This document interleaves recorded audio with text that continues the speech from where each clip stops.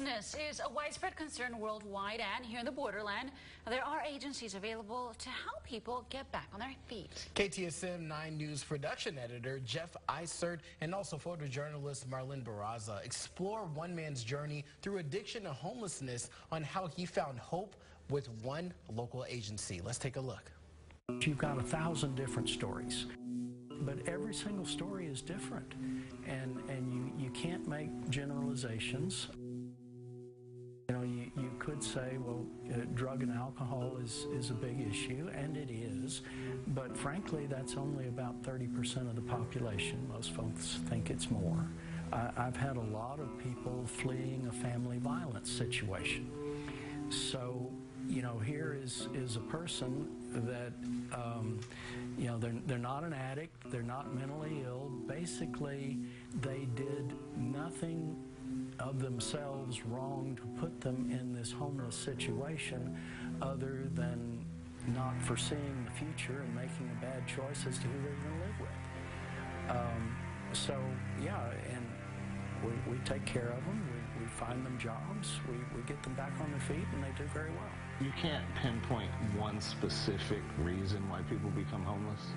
A lot of it does have to do with drugs and alcohol. I mean, that was part of my story. If it wasn't for drugs and alcohol, things may have turned out a lot differently. But yeah, there's a multitude of different reasons why people become homeless. You know, a bigger segment of the homeless population would be from broken families, broken relationships.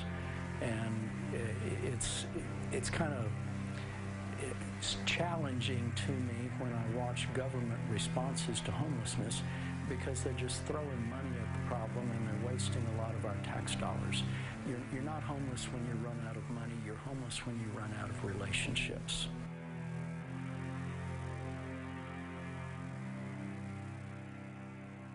Everything really spiraled out of control. I was working 3 jobs just to support my addiction. Of course, it wasn't just one substance, it was everything. So I was on the streets there for about 6 months, 8 months. My dad ended up coming and picking me up, brought me back, tried to get me into treatment. Obviously, it never worked because I never wanted it. I had moved out to Tularosa, New Mexico, and within a matter of months, that all fell apart.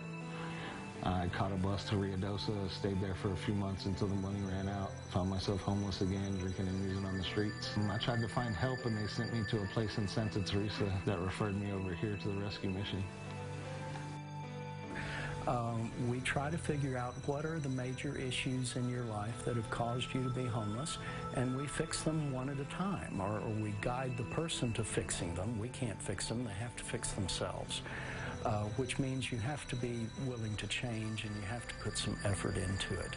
And as you would expect, not everybody is there yet. What can we do as a preemptive strike to stop homelessness? There is no one cookie-cutter solution, but it's really about rebuilding people and giving job training to people who are homeless. Let's train people how to support themselves. Of course, I came here with I guess, judging the book by its cover. I was going to a homeless shelter, didn't know exactly what I was getting myself into. And then once I got here, I was placed in the relapse prevention program, which I am now a part of. I help them in classes. I try to guide them in the right direction and show them the ropes of recovery. But yeah, it's definitely been a blessing.